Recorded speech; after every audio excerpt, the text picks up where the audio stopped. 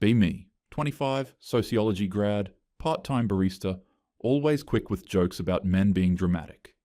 Co-worker once said, "Guys act like carrying groceries is war." I laughed.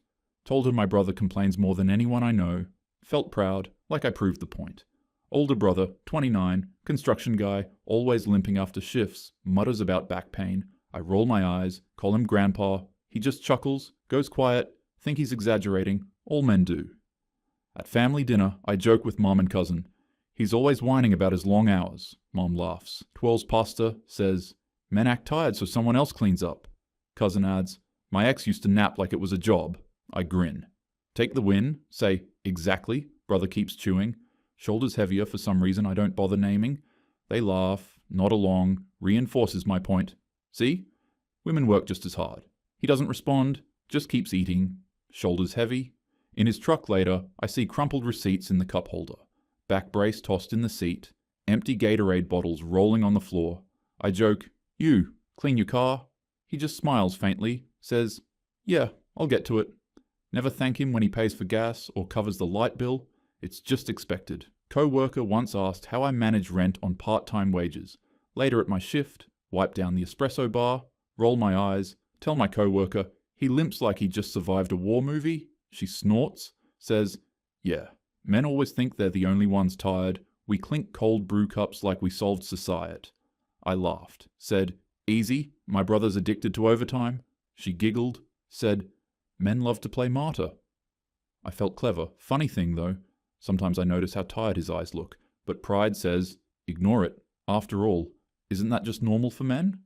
Come home one night, brother's already asleep on the couch, TV still on, boots tossed by the door, socks grey with dust. Decide to raid the fridge, see something new pinned there. Stack of overtime slips, held by a cheap magnet like a wall of proof he's clocked in every extra hour they'd let him. Some of them 12-hour shifts back to back. One even says, "Approved for hazardous duty pay." Roll my eyes. Think, wow, men love to frame working as war medals. Take a picture, send it to the group chat with caption, "Male Martyr Starter Pack." Girls reply with laughing emojis. One sends a meme about man flu. I laugh too. Feel clever? Go to toss his empty fast food bag in the trash. Instead, find a folded paycheck stub on the counter. Union dues deducted. Taxes brutal. What's left looks small. Smaller than I thought. For the way he brags about overtime, scribbled note on the back says "insurance past due" in his handwriting. Snort out loud. Think, men just love playing victim with bills. Women handle this every day. On the floor by the couch. His steel-toed boots, creased, mud-caked, one lace fraying to threads. For some reason, I just stare. Brother once joked they cost more than my whole wardrobe. Now they just look heavy. I shake it off, snap another pic, caption it, "Man props for the chat." Instant reply, "Lil Mao construction cosplay." Laugh again, pride buzzing, feel like I just dunked on him without even trying.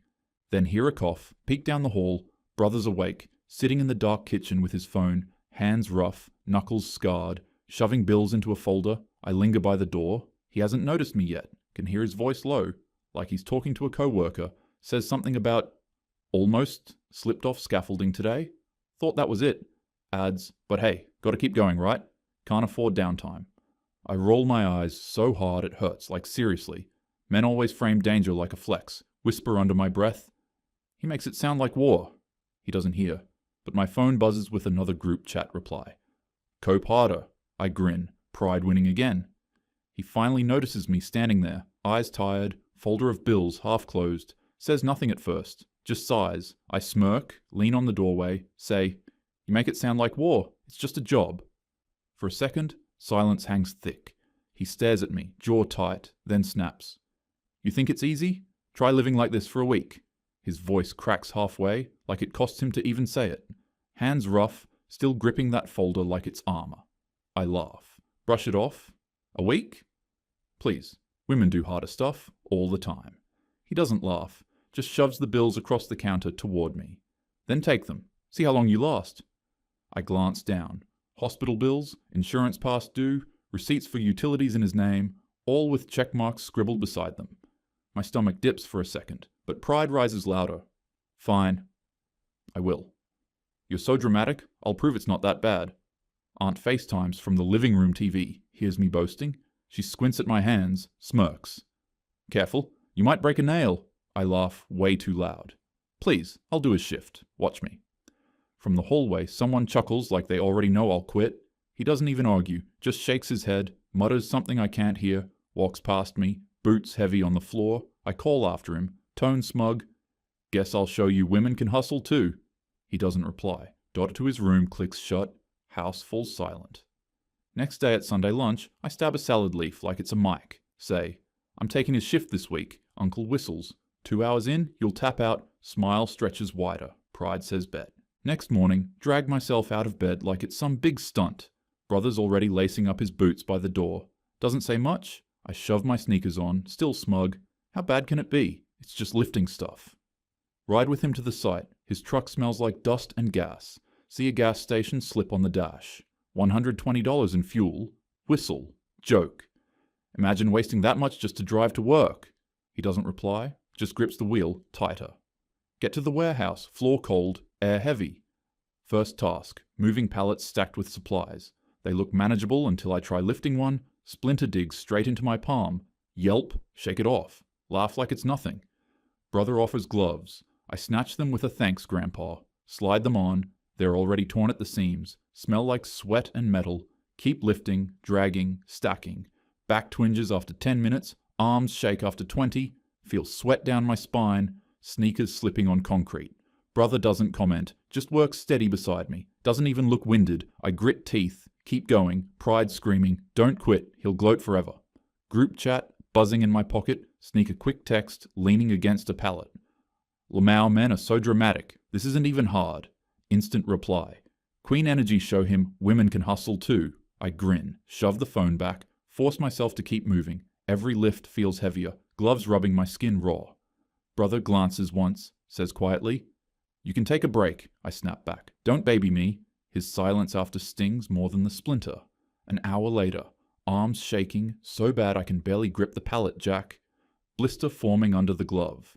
Feels like fire each time I squeeze. Brother still steady. Sweat on his neck, but no complaint. He moves like it's muscle memory. I move like a child dragging furniture, finally drop a box wrong, corner scrapes my shin, bite back a yelp, laugh it off loud. Wow, dangerous battlefield out here, huh? Nobody laughs. Brother just sighs, shifts the box himself. Sit on the curb at lunch, hands trembling, shirt clinging, pull out my phone, snap a selfie with the caption, "Men are so dramatic, I survived a morning of hard labor." Friends flood replies. Icon. See? Men whine too much, smile at the screen, hide the fact my back feels broken, watch brother quietly unwrap a sandwich, his hands cracked, nails chipped, one knuckle still bleeding from a scrape. He catches me staring, shrugs. "It's just work." I roll my eyes, pretend not to feel the ache deep in my bones, pride louder than pain. If he can do this every day, so can I. But when I stand, knees nearly buckle, grab a wall, pretend it's just tying my shoe, brother doesn't call me out, just finishes his food, tosses the wrapper, and goes back inside. Silence heavier than the pallets we moved. Drag myself through the rest of the shift, every muscle screaming, palms raw under the gloves. Still manage to last until closing whistle, stumble into brother's truck like I just won a marathon. He doesn't say a word, just turns the key, radio low.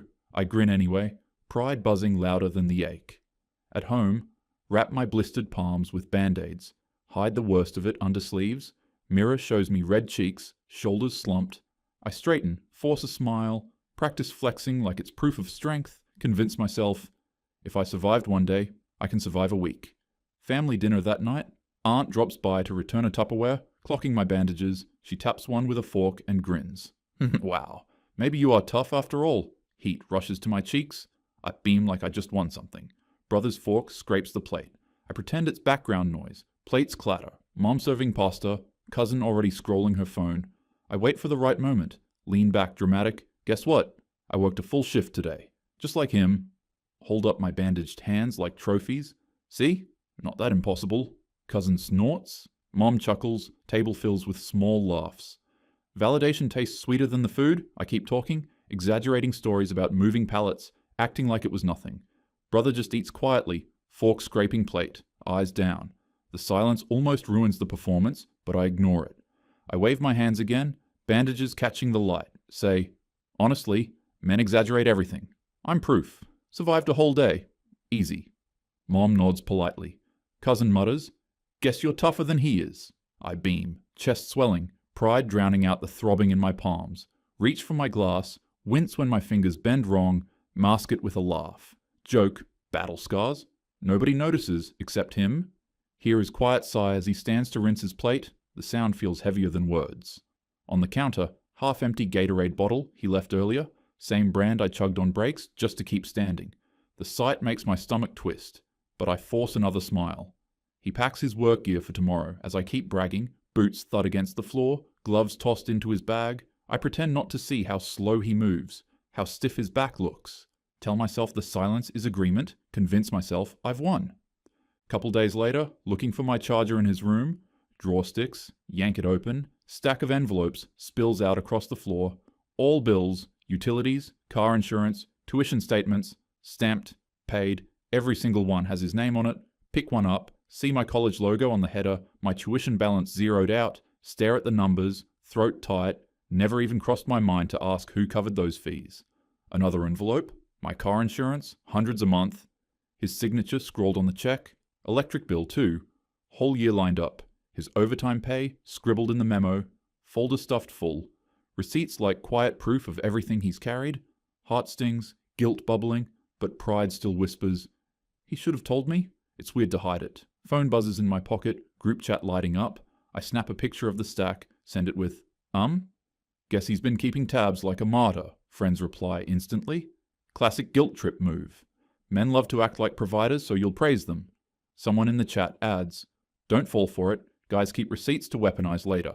I screenshot their lines, keep them ready like flashcards. When guilt starts talking, I read the chat out loud in my head. Instead, laugh emojis flood the screen, drown out the unease in my chest.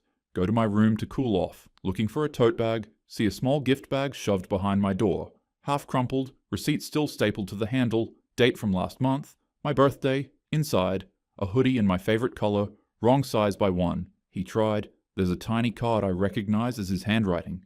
Thought you'd like, something warm for late shifts. B. The B is messy like he wrote it in his truck at a red light. I laugh through my nose, think to myself, he buys gifts like he buys pity. On my way back down the hall, I pass him tightening his knee brace. He looks up like he wants to say something, then doesn't. My phone buzzes with more laughs. I pick the buzz over the look. Confront him that night, bills spread across the table like evidence, voice sharp. Why didn't you tell me you were paying all this? He doesn't even look up from unlacing his boots, just says flatly, you never asked. The words land heavier than the bills themselves. Silence stretches, feels like I should apologize, but pride rushes in. Hot and defensive, snap back. Well, it feels manipulative, like you're throwing it in my face now. He stares at me for the first time, eyes exhausted, says nothing, just gathers the envelopes into a neat pile, his hands rough against the paper, veins raised under the skin. I fill the quiet with noise, parroting the group chat. Men love to play victim for doing the bare minimum. He doesn't argue, just slides the stack aside, stands, and walks down the hall. His door clicks shut, screen on my phone still glowing with friends' messages calling him weak. I stare at it, pretend their words are mine, pretend I believe them more than the weight of those bills. Late evening, knock on his door to ask about the Wi-Fi bill, no answer. Push it open anyway. He's sitting on the edge of the bed, shirt off, wrapping tape around his knee, freeze in the doorway, wasn't ready for what I see, scars laddered across his back, pale lines from old roofing accidents, burn mark curling up his arm, skin warped and faded, shoulders knotted like stone, veins bulging with every movement on the nightstand. Orange prescription bottle, half empty, label smudged from grease.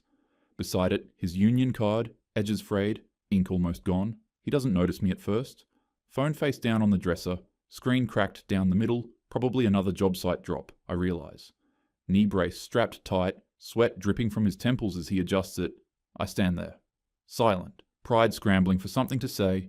A voice from the hallway, his co-worker dropping off a borrowed drill, pauses at the door, quietly says to me, he shouldn't even be working with that back, my mouth.